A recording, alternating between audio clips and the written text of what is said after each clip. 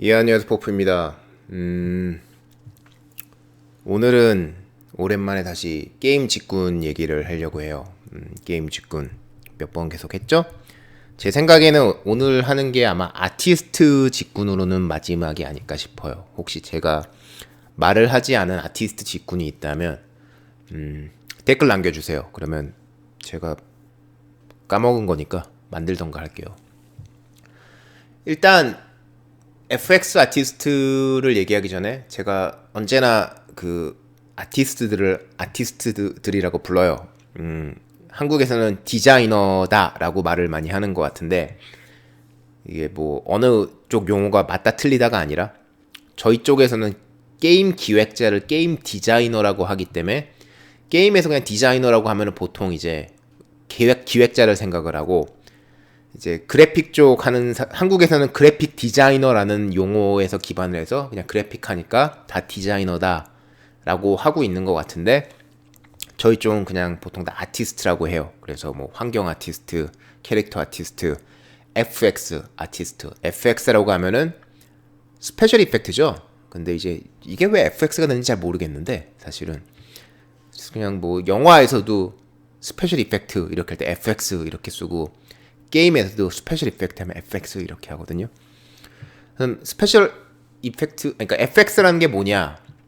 간단해요. 그냥 게임에 보면은 가끔 이렇게 연기 피어오르고 총 맞으면 피 터지고 뭐 그런 거 있잖아요. 땅을 빵 치면은 땅에 구멍이 팡 패이면서 막 촥 그리고 뭐 물방울 떨어진다거나 그 온갖 실제 게임 속에 존재하는 뭐 저희가 움직이는 그런 물체가 아닌 그런 효과들, 뭐 심지어는 그 연기 효과라던가 불 효과라던가 이제 그런 효과들을 만드는 아티스트예요. 한마디로 이제 뭐라 그럴까, 멋있는 거 하시는 분들이죠. 되게 멋있는 거 하고 딱 볼 때 되게 멋있잖아요. 제가 예전에 렐릭에 있을 때 컴퍼니 오브 히어로스 이런 거 만들던 그 렐릭이 이제 다른 건 몰라도 FX는 엄청나게 쳐받기로 유명했어요. 그래서 뭐 하나 딱 쏘면 연기가 남들은 요만큼 피어오를 때 저희 혼자 이만큼 피어오르고 남들은 총 쏘면 총에서 스파크 하나 튀면 우리는 100개 튀고 그래서 저희가 심지어는 그 FX 쪽 관련해서 컨퍼런스에서 발표한 것도 있죠. 그건 기술 쪽이지만 그래서 저희는 그런 거를 이제 되게 많이 했기 때문에 나중에 어떤 게임을 보더라도 막 총을 쏘는 게임인데 총을 쏘는데 막 스파크가 2개 튀겨 그러면 아씨 저렇게 재미없어 이런 생각이 들게 하더라고요. 영화도 마찬가지인 것 같아요.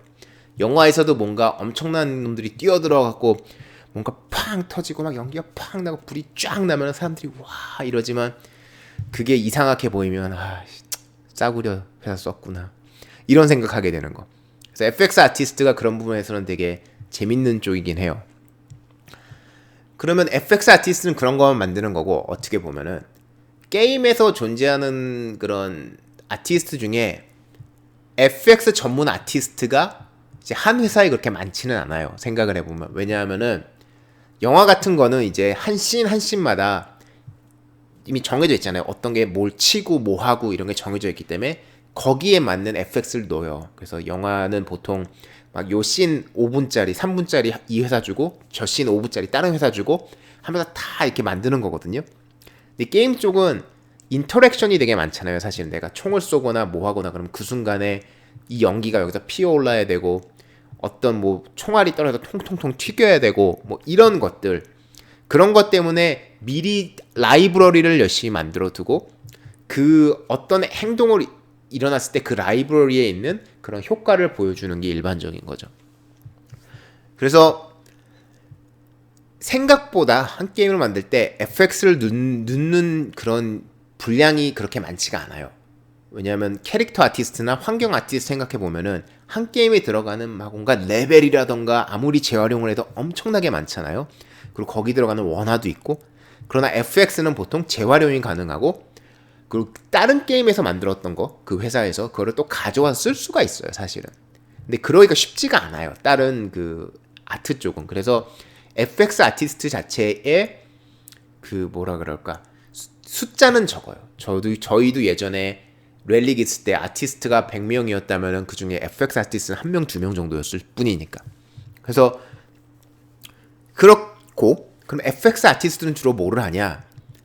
그냥 그거 만드는 거예요. 그럼 이제 어떻게 만드냐? 당연히 FX 툴이 있어요. 그 자체 툴일 수도 있고 아니면 엔진에서 주는 툴일 수도 있고. 요즘 언리얼 엔진이나 유니티 엔진 이런 거 있으니까 가져가서 써보시면 대충 이런 툴이 있구나는 알 거예요. 자체 엔진에서 만든 툴은 보통 그거보단 구려요. 이유는 쓰는 사람이 한 명밖에 없는데 툴을 얼마나 좋게 만들겠어 라는 거죠. 그러면 보통 어떤 개념이냐면 그 모든 게 이제 시간과 이제 그 시간에 따른 이 뭔가 변화하는 그 애니메이션의 차이일 뿐이에요. 예를 들어서 스모크가 오르는 게 있으면 스모크가 이제 계속 나야 되잖아요. 그러면 이거는 요 새로운 스모크가 뭐 이제 뭐 1초당 하나씩 2개씩 나온다. 근데 이게 너무 균일한 모양으로 나오면 이상하니까 어느 정도 이렇게 각도라던가 속도에 이제 범위가 있고 그 사이에서 랜덤하게 나온다. 그러면 스모크가 나올 때도 뭐 이건 좀 위에서 빨리 올라가고 좀 늦게 올라가고 그러면서 뭉치면서 이렇게 뭉실뭉실하게 될 수가 있는 거죠.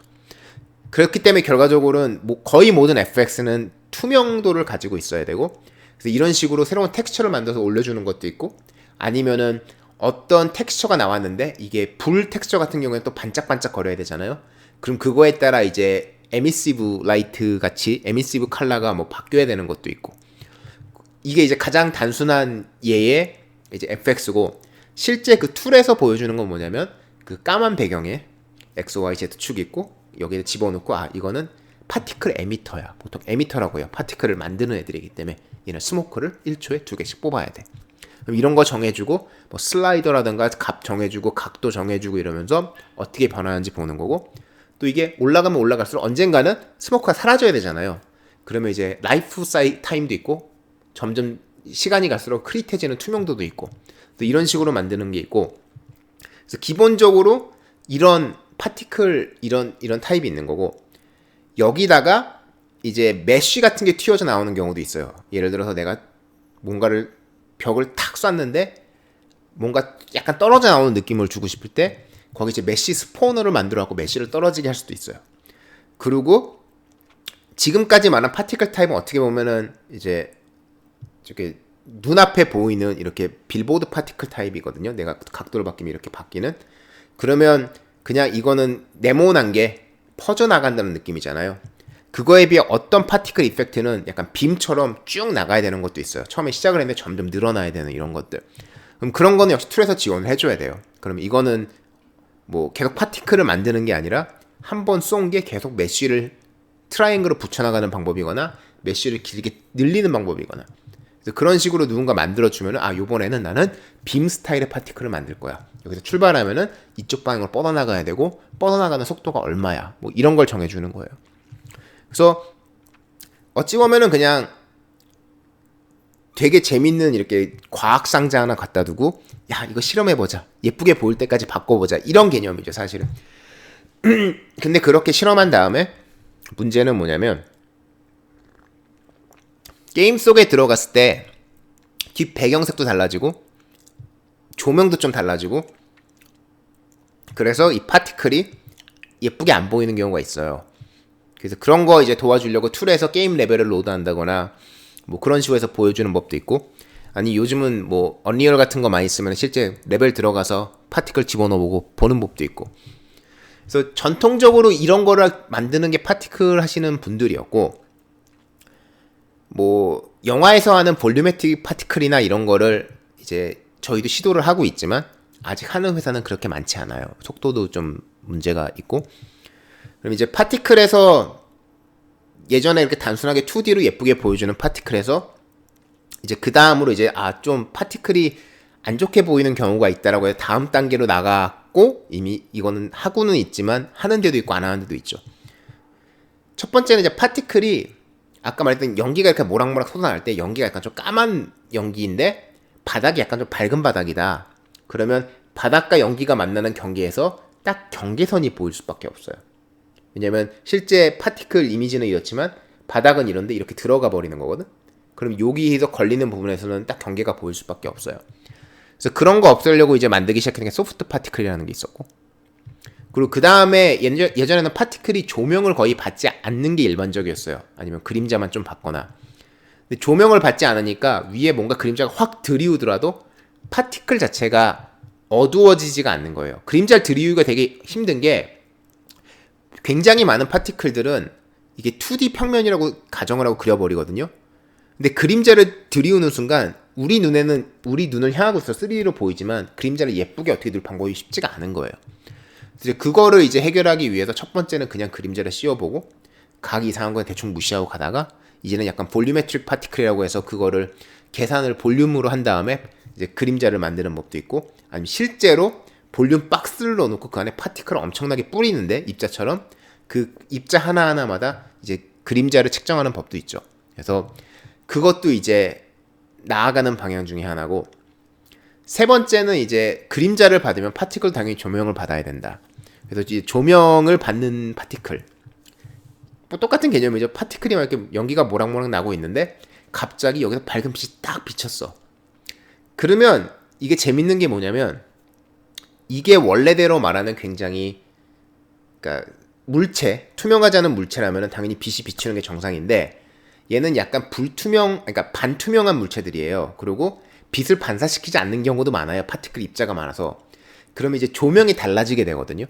그럼 그 조명을 해결하기 위해서 또 뭐 여러 가지 속성을 만들 수밖에 없죠. 조명을 얼마나 받을지, 뭐 조명에서 뭐 스페큘러는 얼마나 받을지, 이렇게 하는 게 다 그냥 가짜로 눈속임 하기 위해 하는 방법이고, 이걸 좀 더 제대로 하기 위해서는 아까 말했던 것처럼 볼륨메트릭 파티클 박아두고, 아 여기 조명이 들어왔어.